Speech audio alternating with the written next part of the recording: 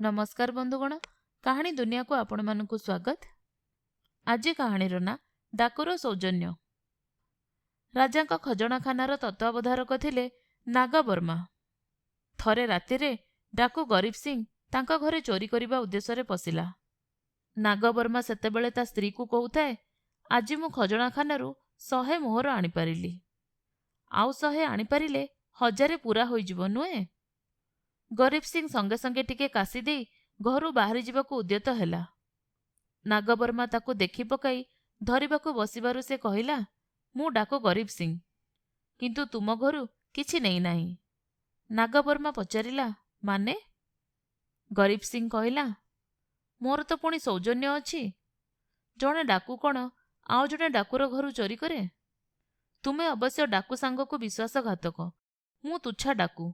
एहा कही गरीब सिंह चलीगला। नागवर्मा रातिजाक शोई पारला नाही। राजांक आखि आढ़ुआଳରେ परदिन से चोराइथिबा सबु मोहर खजनाखानारे रखिदेला। आपण माने शुणुथिले जह्नमामूर गोटे गप, डाकुर सौजन्य।